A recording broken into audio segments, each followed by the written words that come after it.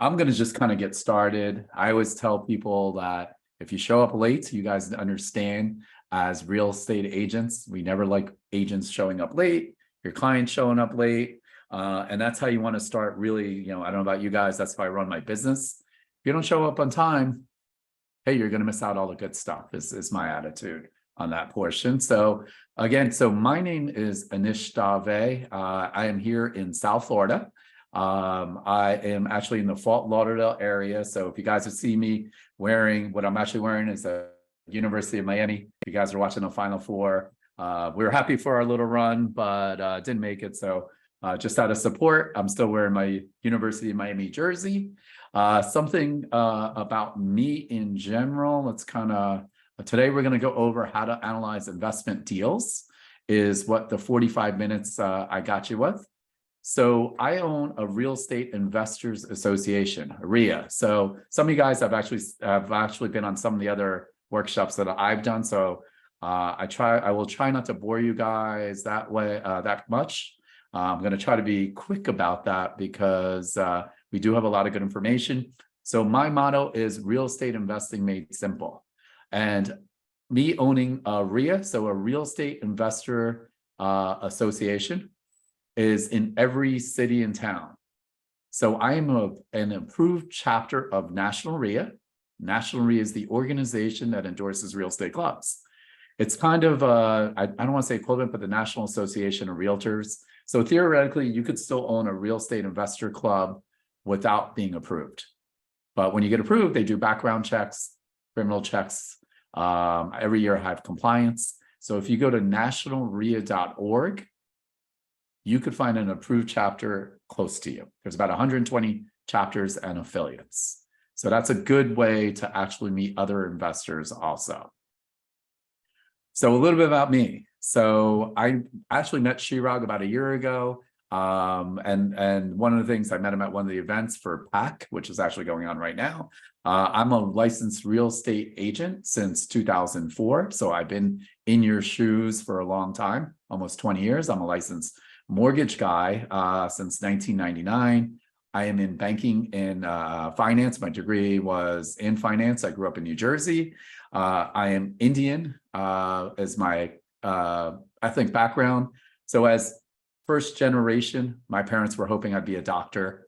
They realized when I passed out taking blood, that wasn't going to happen. So I went to engineering school at Rutgers. They were happy I was going there. As a little kid growing up in the projects, we only had one car, so we took the bus all the time. For a bunch of years, I wanted to be a bus driver. So as you can imagine, the horror of my mom and dad saying, please do not be a bus driver, not knocking bus drivers by any means. And I still get a little funny feeling when I smell diesel for whatever reason. So that's another whole issue in itself. So I was on the path of, working in corporate America and working in banking and finance, and kind of what's happening now. Some of the banks consolidated. There were issues, and every time every time something happened, I either lost my job or I got laid off or a merger. And I read Rich Dad, Poor Dad. I don't know if you guys know what Rich Dad, Poor Dad, Robert Kiyosaki. Highly tell everyone to read it. I was nerdy enough as a single guy in Miami Beach. I even had the board game. So for you people that are young, a board game is where you get a bunch of friends. Just in case you guys don't know. So I realized I was on the path of Poor Dad and I needed to make a change. So I got into real estate. I started my own mortgage company. I started buying a lot of properties. So for you old timers, 2005, 6, you were basically breathing, you got a mortgage.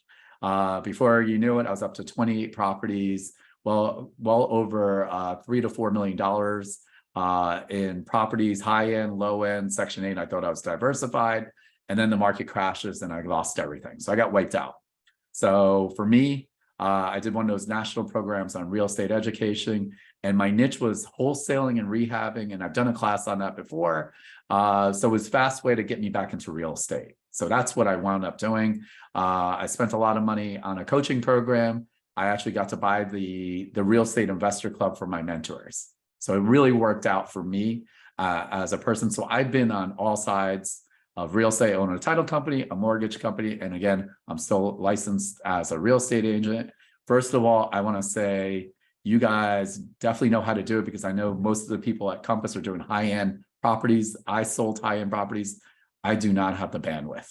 So what I could tell you is, God bless you guys. We're able to do that as number one. Number two is, my non-real estate friends always talk about being a realtor, how easy it is, right? You just drive people around, they sign a contract, and you make a big, commission, right? Obviously not. So that's a little bit about me. My wife and I, we got to travel around the world.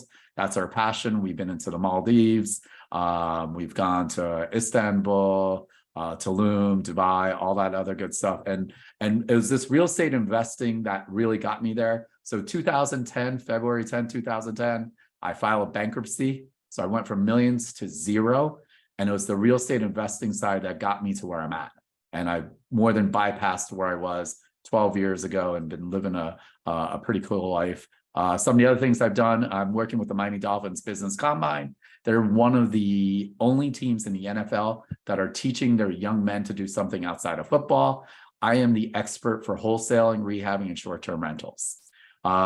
Also, we've done the PAC event. That's where I met Chirag. And this is Professional Athletes Combine, where these are ex-NFL players. Some of these guys have made hundreds of millions of dollars. Some of these guys have only made a couple of $1 million.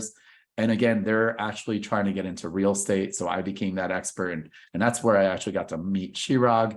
And we just had a cool bond on that portion. So some people think that we became friends because he's Indian. That's not true. So, and I am very sarcastic growing up in Jersey. And again, we built a community here, and that's who I am too. So for the next 40 minutes, right, I'm going to teach you some things about how to analyze deals.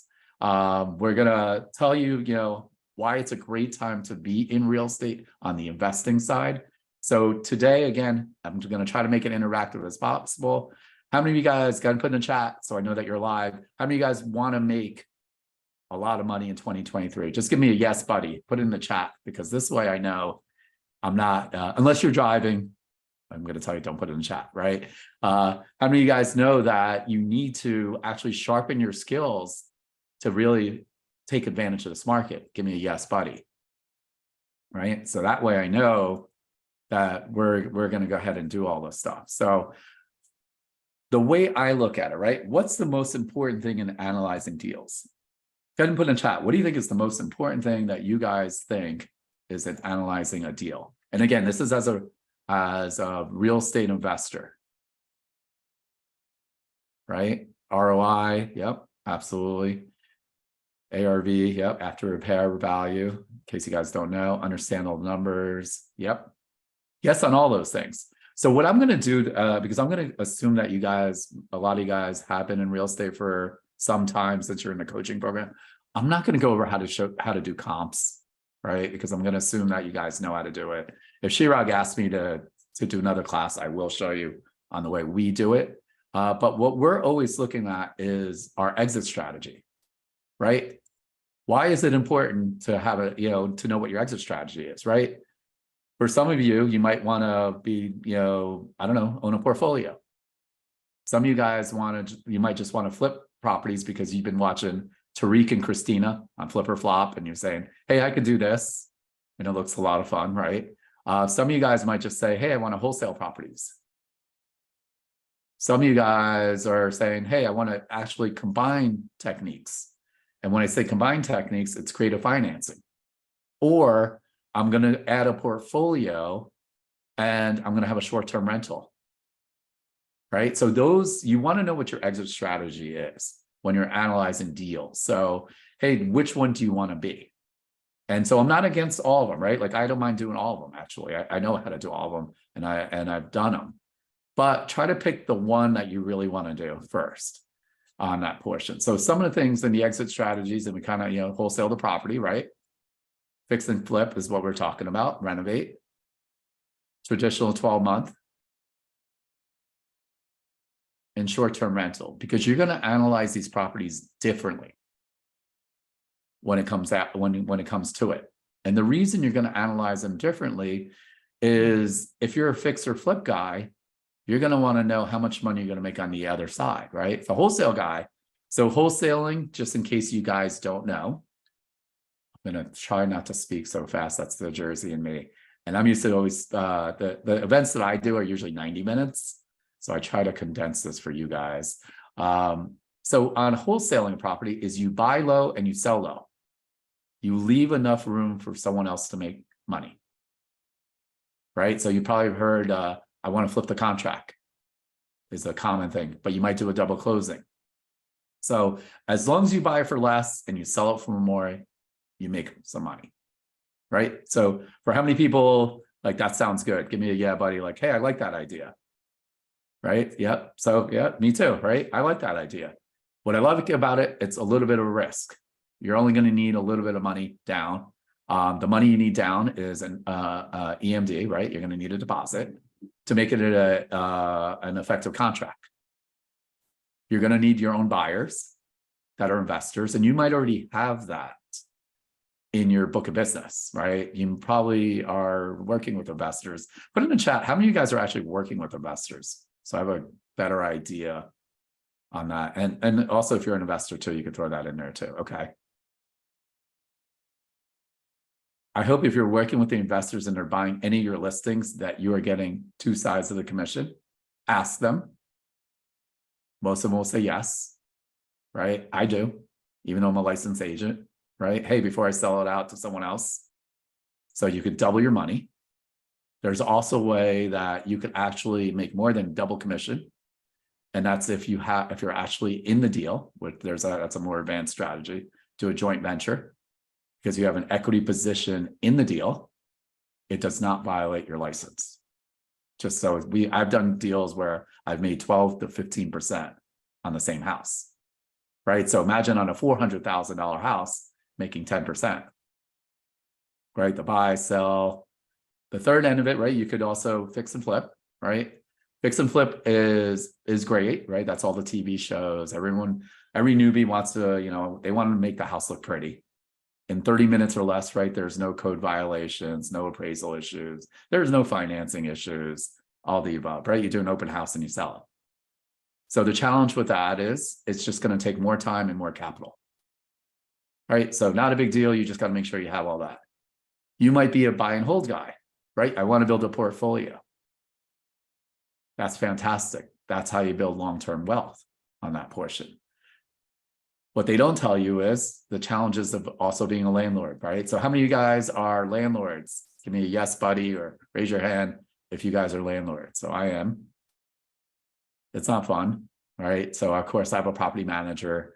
They don't know I own the building, all the above. So, and for the people that love it, good for you. That means you have great tenants, right? So there's nothing wrong with that. And you want to make a certain capital on your money. So it's important to know what your exit strategies, right? So depending on your market, maybe a 4 or 5% cap return is good.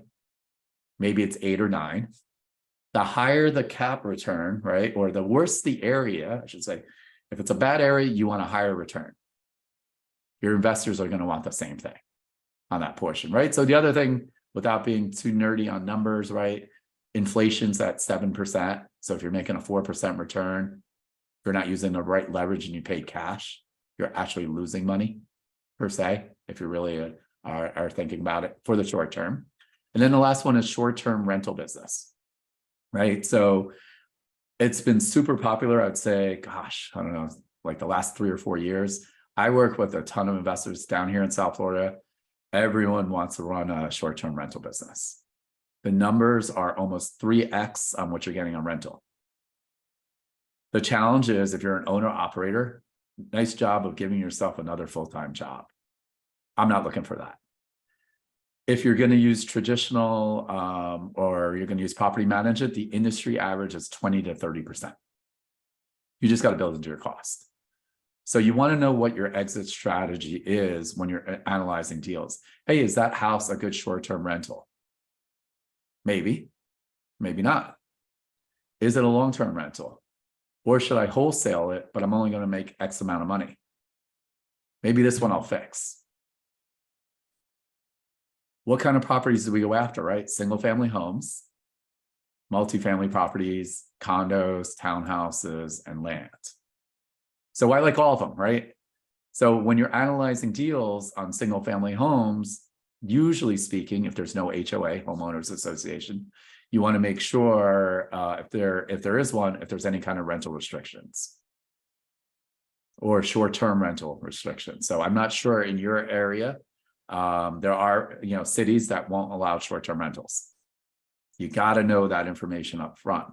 But we made a ton of money on single families. Multifamily, absolutely. I have a 5-unit building here in Fort Lauderdale, and we've converted. It's a 2-1, 1-2-1, 3 1-1s, and 1 studio. And we have 3 long-term tenants, 2 short-term rentals. The long-term tenants are paying $1,500 a month. The 2 short-term rentals last month we did $8,000. So you could see we're crushing it. We are in South Florida. It's spring break. It's our season. So of course, we're using a mixed strategy on some of the units. We're also, I'm not sure if you guys have ever heard of midterm rentals. Those are rentals from 30 days to 6 months. Traveling nurses are phenomenal for midterm rentals. You do not have to have a short-term or investment property anywhere near the beach or anything like that. You're near a hospital, they're fantastic. So they might not be in great areas. It's usually 2x on rent. So if you're getting 1,000, you're probably getting 2,000. Generally speaking, it's 90-day contracts that they get. They're nurses. I promise you, I shouldn't promise you, but the house won't be damaged. They're not having parties. It's usually 4 days a week for 10 hours is what they work. So I love it. It's a good solution for short-term rentals if you guys are in an area that is seasonal, like Florida. So if you're up, I guess in northern or New York or like upstate New York or Nashville during the summers, I know those are better times. Maybe in the winter, it's not. It's a good time to have traveling nurses. Multifamily properties. That, again, as I said, I do love them. I have a 5-unit building. That's what I do with it. I'm going to analyze it different. It's the return. It's the rentals, right? So analyzing deals in single family homes, you can do comparables, right? Bedrooms to bedrooms, bathrooms to bathrooms, within a half a mile, right? We're using the same stuff that appraisers use. Closings within 6 months. Here in South Florida, the neighborhoods are a little sketchy, meaning there could be $1 million home, and then there's a crack house like within a half a mile. You want to make sure that you're picking the right, no major highways, right? So some of the basics, and again, I'm going to give you guys the benefit of the doubt that you guys know how to do traditional comparables on single family homes. Multifamily homes, again, it's truly cash flow. So anything over, and I'm saying multifamily, anything over 5 units, generally speaking, even less than 4. As an investor, we want to know what we're getting. It could be cash on cash, the right leverage. You want to add all those things in there. Condos and townhouses, same thing. I'm going to look at it a little bit different. Also, meaning they'll have an HOA. Some of the HOAs here in our area in South Florida, because of insurance reasons, some of the high-end stuff that we've seen in downtown Miami, if you guys know downtown Miami, there was a unit that went from $800 with their HOA to $2,000 a month. So you want to make sure you're adding those costs in when you're analyzing on your return.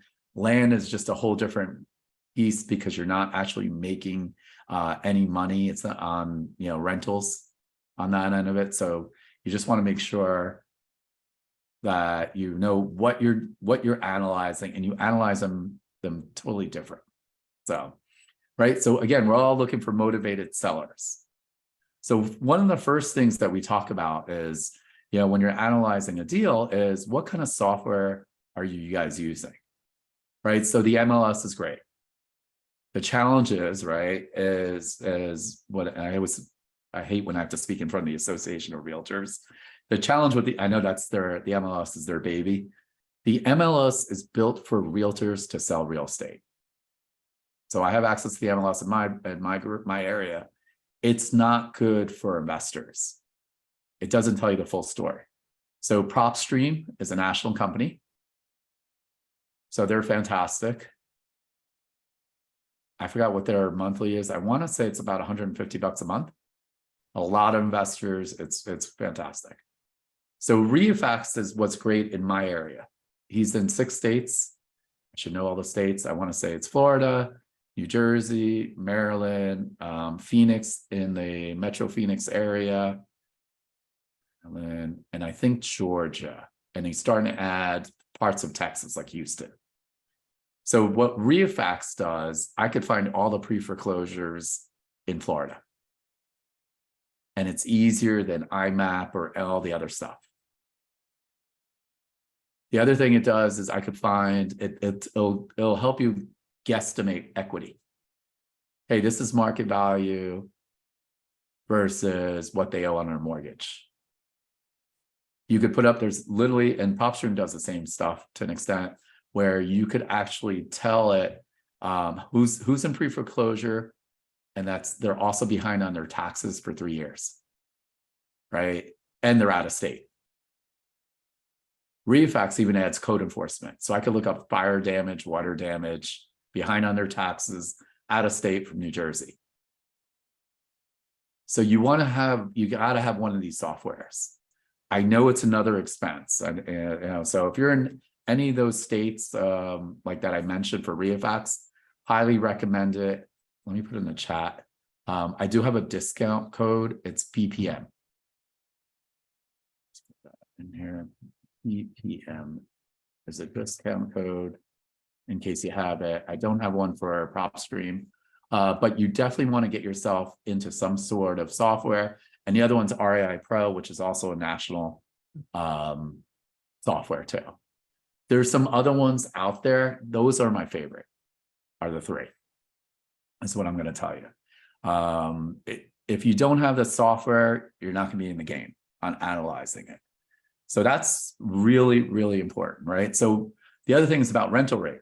So how many of you guys are actually working with investors out of state, or you're looking to invest out of state? Give me, and put in the chat.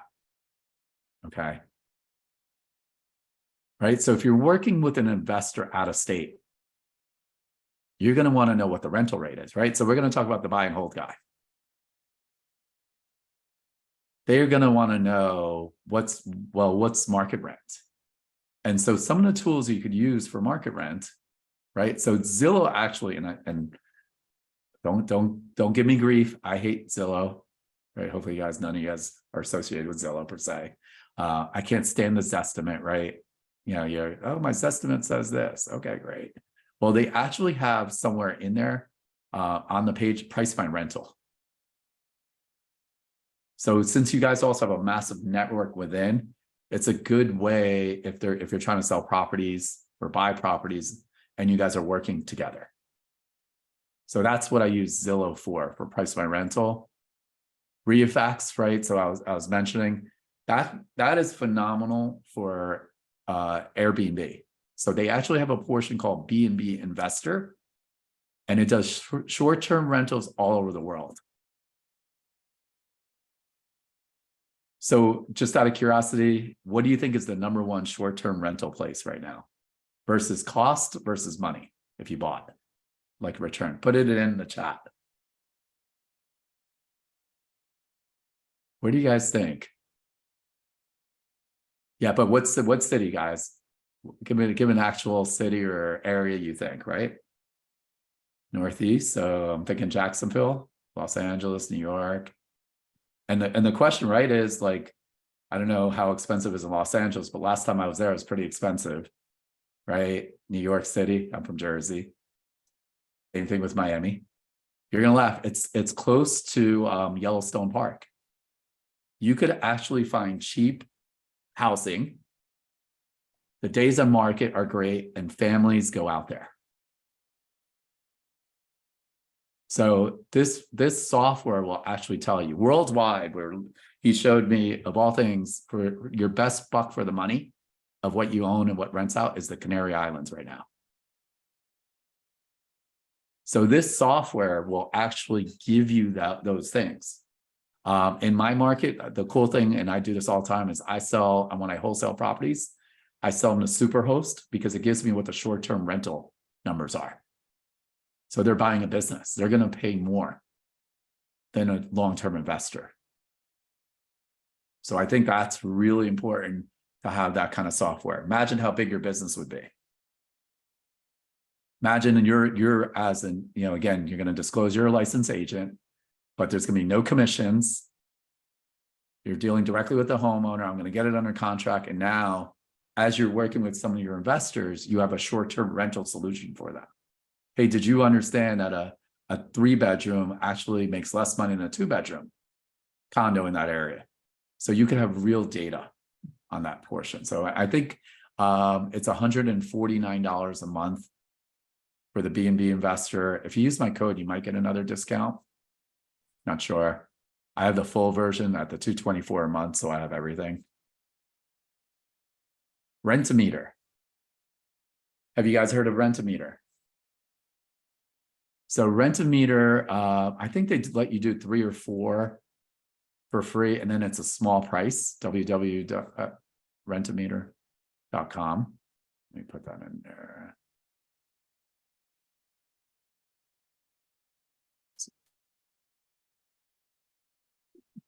So that's going to give you a good idea of what's going on in your market.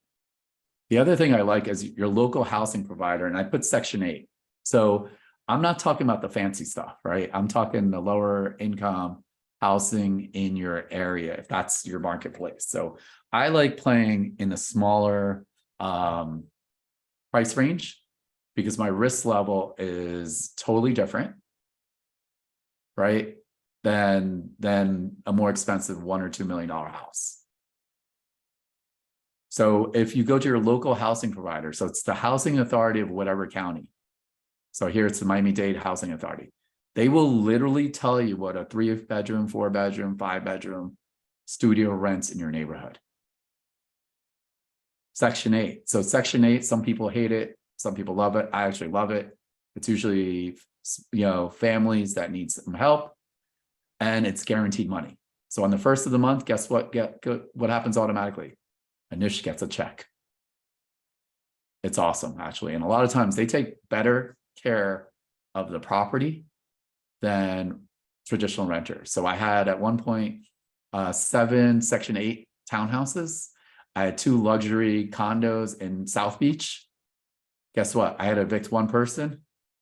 It was the luxury South Beach person, right? So it's just one of those challenges that you want to make sure on that. So the other big thing you want to look at is when you're underwriting short-term rentals, because I'm picking short-term rentals because I know it's super popular. Part of that exit strategy, when you underwrite it, it should be underwritten as a normal rental. I don't care if you're making $5,000 a month. If the rental's $2,000 a month, make sure when you figure out your numbers, you're using $2,000 a month. That's what traditional banks are using. Plus, when the pandemic happened, we were doing short-term rentals. Nobody was traveling. We panicked, my partner and I, and guess what? We just put some long-term tenants in for the year. Not an issue. You make extra money, fantastic. Just want to make sure that's how you underwrite it in general. There are special lenders now that are using short-term rental numbers. Few and far between. Again, the banking industry and the finance industry is totally changing. So people always ask me, how do I make a quick offer? I found a property, right? So the easiest way to do it, right, is let's say, I don't know, you can't get to, obviously if you could get to the house, it'd be great. So what you want to do is ARV, right? So ARV is after repair value. After repair value. That's when it's all fixed up and looks pretty. What's it going to be, right? Maybe the house is already pretty. Okay, fine. The challenge you'll have is to try to get a discount on it. But it happens. You'll be really surprised. You're going to take the after repair value times 0.75%, so 75%. Minus your repair cost equals your maximum offer price. Okay, so this is especially for wholesaling or rehabbing. A couple of big things in there. I use 75% because I want, after closing costs and all that other good stuff, I want to at least make 20% if I rehab a house. Otherwise, it's not worth my time.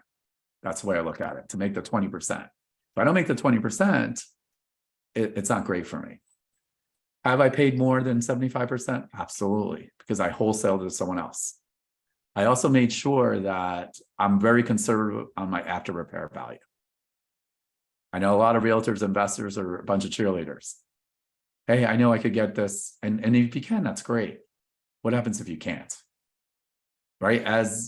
And the other thing is I like the cushion because if you're actually renovated a house, you're going to see times where we call it oops. I open that up and oops, guess what happened? An extra $5,000 for plumbing, electrical.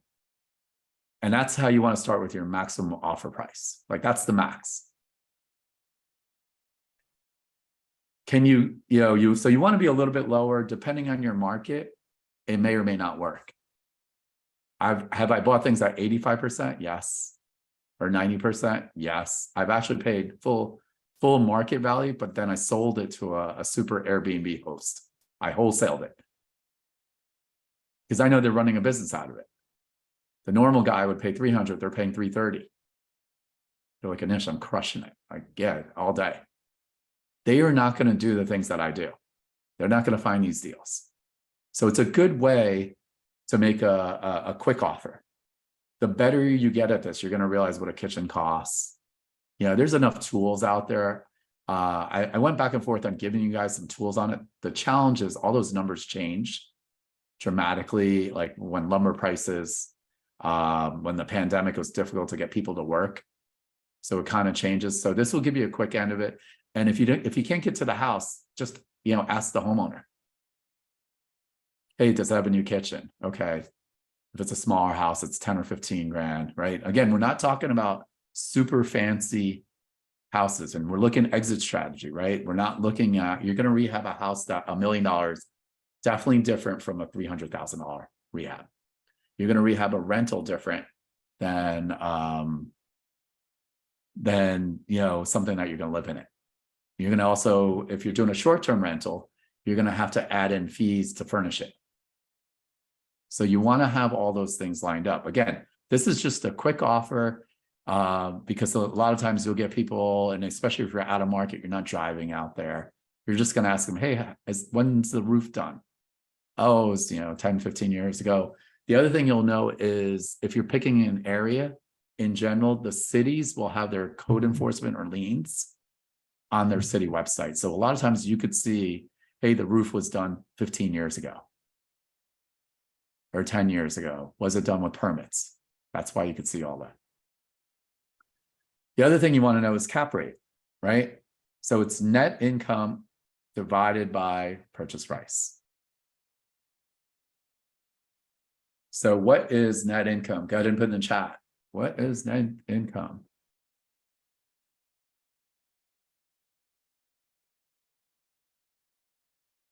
Right? Not gross. What do you guys think net income is? Right? Revenue minus cost. You got it. Right after your expenses. Pretty simple. So when you're looking at properties, that's what you want to find out, right? Meaning a lot of times people say, oh, I make $2,000 a month in rent. That's $24,000. That's how much money I make. I'm like, well, what about your expenses? What kind of expenses? Go ahead and put in the chat. What are some of the expenses you might run into?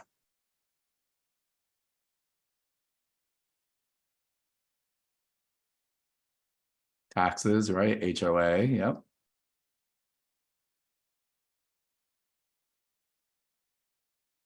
Insurance, mortgage, yep.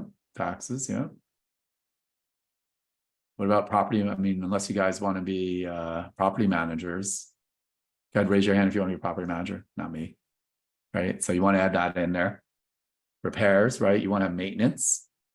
You want to have CapEx expenses, usually 5%. The other thing, generally speaking, right? If you were going to underwrite when you're buying it, you want to add vacancy. When you're selling it, depending on which hat you have on, right? I'm going to say, Aga, you know what? I had this rented out for 3 years. You're like, yeah, but what happens when they leave? Right? So you want to add vacancy. And also, guess what? Lenders always, when they evaluate it and you're selling a portfolio, they're going to add vacancy. So it's super important. And you want to use that as a negotiating tool when you buy it. Yeah, I got that. The other thing that you want to watch out for is pro forma. my favorite. Investors tell me all the time, Anish, I got this duplex or the rents are 1,000, but it's under market and you could get 1,400 on each side. So that's why I want $400,000. And my answer is no, right? Meaning I'll pay you what it's worth today. Because what's going to happen? I'm going to wait until their lease is up. I'm going to, what happens if I went, it's not rent control. 1,000 to 400, 1,400 is a lot of money for most people. You might have to get them out. You're going to have to repaint it. You're going to lose all that income.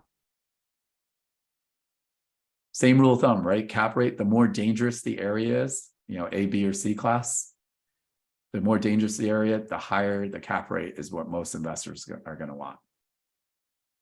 Institutional buyers, hedge funds, they are okay with a 4% return if it's a nice area. So vacancy, 25%. Just take, whatever the rent is, 25%. Maintenance is usually 5%. You want to add property management, depending on your area, should be anywhere from 8 to 10%. For long-term, short-term rentals are usually anywhere from 20 to 30%. Good question. And it's divided by purchase value. Right? So let's say your net income is $12,000, right? $1,000 a month. And it's now $120,000 is the value. Your cap rate is 10%. Again, super easy numbers. More dangerous the area, the higher the number because of risk level. And there's a ton of buyers that love those areas. I've sold there's a bad neighborhood here in Miami. This guy's bought a ton of houses from me. He's an investor. Guess what his daytime job is? He's a police officer. He has no problem picking up rents. There's no chance. We looked at rehabbing a house in that area. I was like, yeah, I'm good. I'm all set. My life is, I do not need to be in a war zone. There are specific buyers for different things. So you just want to make sure you have access to that. Let's see, right? Where to find deals? Direct to homeowner, right? You could do mailers. There's lists you could buy, like foreclosures daily. There's different places that you can buy different kinds of lists. Probates. I don't buy lists. I just think that they sell too many of the same lists to too many people and it adds up. Other realtors, right? Pick properties that are, hey, you've had a listing for over 90 days or 120 days. I actually search for listings or that are over 120 days old. And you guys know on the listing side, you just want to get rid of it, right? Like on that side, your seller's like Anish. You told me you would get this. Oh, the market's having this on that portion. So you want to make, it's a good in there. Software, we already talked about it. Those were some of them wholesalers, right? So you should try to get on any wholesale list. What I'm going to tell you, the numbers, you're going to say, it's your job to check their work, their salespeople. They're going to use comparables from a total different neighborhood. They're going to tell you the market rent's 2,000 when it's really 1,500. But if you have really good cash buyers, or if you're an investor yourself, it's a great way. Most wholesalers, even the ones we work with, they're real estate agents that will just add their fee to my price. And I don't care what you add. So it doesn't have to be 3% or 2% or on that portion. We create a joint venture agreement, and that's how you can make more money. And what you'll find, especially with wholesalers or investors, is that we love off-market properties. I don't know why you almost get an extra 10% versus listed, just because they feel like they're getting a deal. Oh my God, no one else has got this. So you'll be surprised, and it's a great way to work with investors. And imagine if you know how to analyze these deals real quick. Hey, the cap rate is this. I did this. I got this great house. These are the numbers on that portion. So that's why you want to analyze these things if you're on the realtor end of it, on the buying end of it, and especially if you know you're end investor. And when we say the end investor, are they short-term rental people? They're going to pay more. These are some of the things. And then also real estate investor meetings. Right. So as I mentioned, let me put it in a chat, nationalrea.org.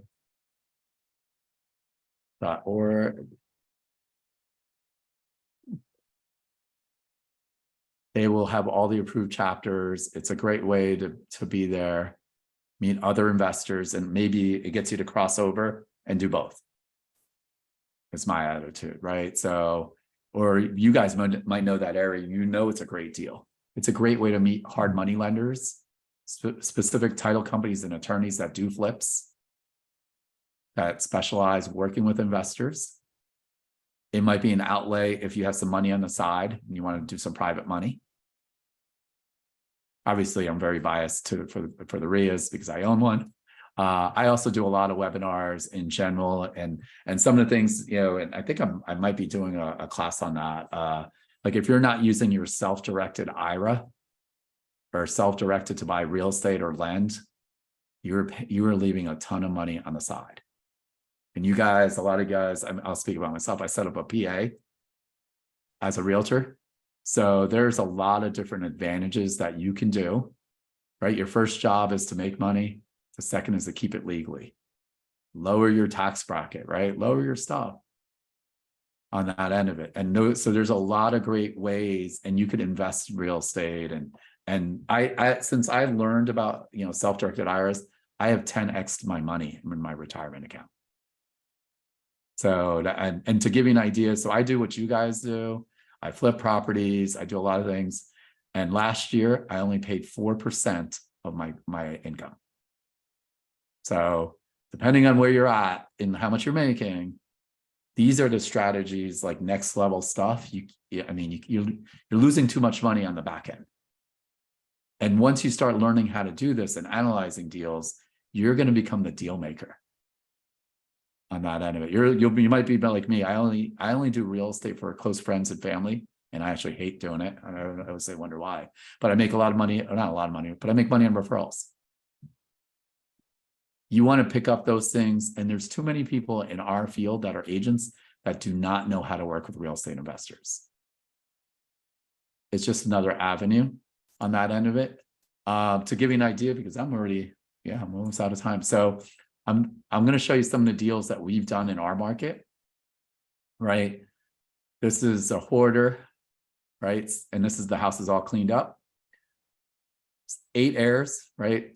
People passed away. 7 of them agreed to sell the house. 1 didn't, of course, right? He's going to come down and rehab it. Of course, he didn't. Finally sold it to us. We did nothing to the house. Made 70 grand. Bought the house for 180,000 or less. Actually, less than that, 150. In Florida, hot market, right? This one, if you could believe it, the person was actually living in it 5 years. Had a mortgage of $30,000, right? $30,000. And after 5 years of this poor man living, knocked on the door, we spent over, I want to say it's like 20 dumpsters. It was insane. Their cars parked, all that good stuff on there. Bought it for about $300,000, $138,000 profit. Took us 2 weeks to clean out the house. He took the extra $200,000 and bought a house in North Florida. Again, probate, hoarders, hoarders, it is a disease, guys, right? Most agents, as an agent, I would never take that listing, right? Oh, go figure it out. There's no way. Right? This is a short sale, not bad. Homeowner and the heirs were going to walk away from it. We negotiated with the bank. $180,000 profit. We bought the house for $170, sold for $310. Took us 4 months. Okay, fine. I know it took a lot of time, but not really, right? So then we finally said, look, I told you we rehab houses. So this one we would only make 5 grand on the wholesale side. So we said, all right, fine, we'll fix it. No big deal. Right? So we rehabbed the house, sold it to an FHA buyer. So we had to wait in the 90 days. We did the rehab in 30 days. I was joking about this. We only made $67,000 in 118 days. So again, as you're analyzing deals, what are you looking at, right? This is how we're working with this is what investors look at. The more you learn this end of the business, you're going to speak their language on that portion. This is how you're going to separate so you even build your real estate side of the business. And you know, when you become an investor, you'll understand. So this one set the record for us. 85-year-old man, 2 duplexes. He had to evict over 10 years. He evicted on one of the units. Between the duplexes, 12 people. This is in a bad neighborhood in Fort Lauderdale. We found out, obviously, he was behind on payments on one. The other one, he owned free and clear. The kids didn't want the house. This is our record as a RIA. $265,000 profit, bought it for $310, sold for $625. He bought this with his Roth IRA, self-directed. He put $1,000. I should probably do the math sometime. He put $1,000 down to lock up the contract. He borrowed actually the money from me. I should charge him more. I only charged him like, I think it was 2 points and a month, and he had it for 10 days. So I think I charged him like $6,000, right? He was complaining or bitching about, which I laugh, is that a fuse blew and one of the refrigerators blew up. It was a Sunday morning. He's like, oh my God, I've been a landlord for 6 days, just waiting for it to close, right? So he was like complaining he was a landlord for 11 days. And he made this money tax-free, $265,000, right? How much do you have to sell? Marketing, how many showings do you have to go to make some money like that, right? Let's see. This one, right? Another move-in ready home, 3-bedroom, South Florida, a 3-bedroom, 2-bath in our neighborhood. And this neighborhood is probably about, I would say almost 500, 480. We got this house for $110,000. I'm all in. We wholesaled it, 110 grand profit. And then this last one, same thing. We joke about, this is actually a nicer home in our world, right? We cleaned it up. Like, meaning when we say we cleaned it up, we just got all the garbage. And that's 115 grand. I hope you guys see how much money you guys are leaving on the sidelines. As you see all the marketing, all the markets tightening up. I don't know what's happening in your market. I know we're still booming here in South Florida. People are complaining, saying, oh, it's so hard. I'm like, yeah, instead of 10 offers, you're only getting 2. Oh, and by the way, why don't you price it right for a change, right? So it's a little bit different out there. What you're not seeing in our market that no one really talks about, right? In South Florida, Broward County, which is Fort Lauderdale, Miami-Dade, or Dade County is Miami. There's over 7,000 pre-foreclosures in Dade County today. There's a little over 6,000. It's actually a little over 7,000 also in Broward County. Only 2% are for sale, listed on the MLS. There's over 6,000 probates in my county in Fort Lauderdale. Only 2% are for sale.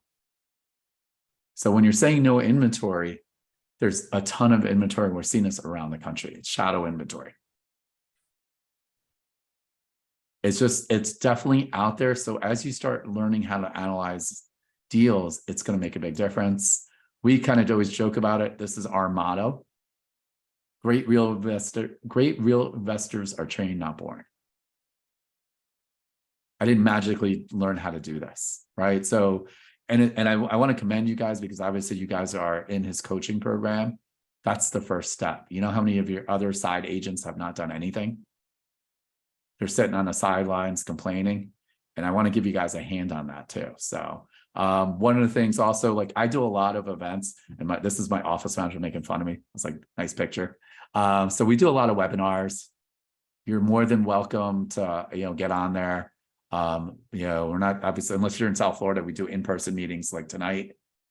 But my commitment is teaching investors and realtors. I want you guys to make a lot of money. I really do. The other thing is I do have a quick start event coming up. It's just a boot camp. It's via Zoom. It's actually on the 15th and 16th. We break down all these things. It's a small group, 20, 30 people. And what I do is I give you a money back guarantee after the first day. You say, hey, Nish, this sucks. You lied to me, right? I always joke about it. I'm not God. I can't give you your time back. I will gladly, give you your money back too. So you can click on the QR code if you're interested, if you have more questions. I know I'm actually out of time, but I'm open for questions if you guys want. If you guys want to hang out, I mean, I got another 15 minutes or so. Did you guys get some good information? Yeah, buddy. Yeah, Nish, on that end of it. So are you guys at least really excited about real estate? Like, do not listen to what you're listening out there.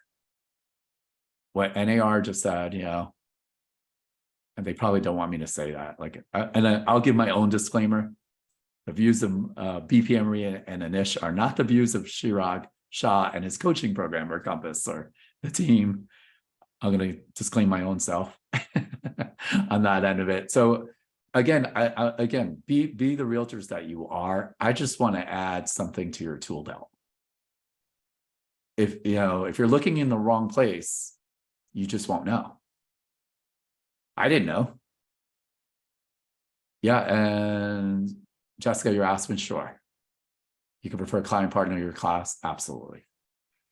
If you really like, you could do that for anyone. I don't care. It's via Zoom. If they're in a different location and you want to, I don't know, give it to them as a gift and say, hey, I negotiated because I'm in Chirag's coaching. I have an extra ticket. You're more than welcome to do that. Let me put my email address in there. And I know there's a portal. I just stink at the Compass portal, Chirag portal that he created. Our next one won't be until August. I only do them quarterly. A basic self-directed IRA. Okay, I'm going to try to make this as basic as ever because that's truly a 90-minute class and I learn a ton of stuff myself.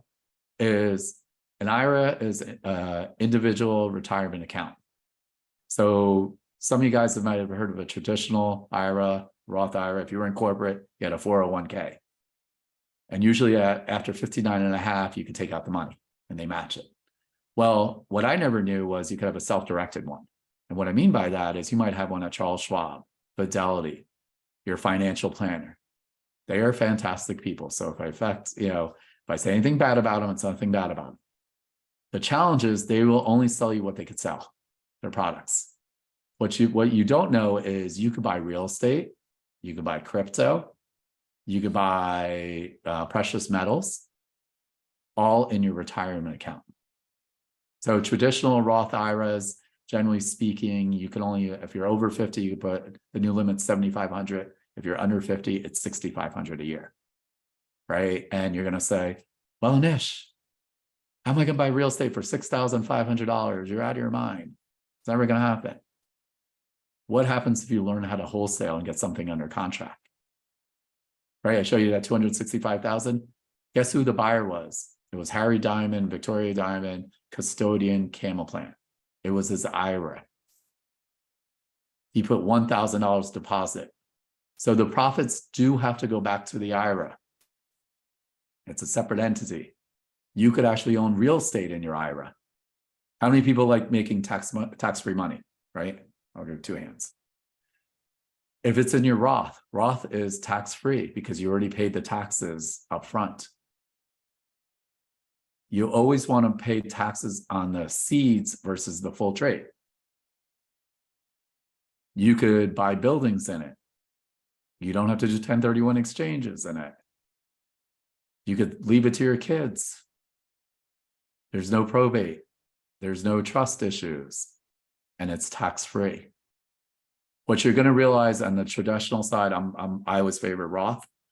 And the reason I favor Roth versus traditional, everyone assumes that when you get a certain age, that you're 70, now change to 72, you're going to make less money. I'm not. I'm going to have assets.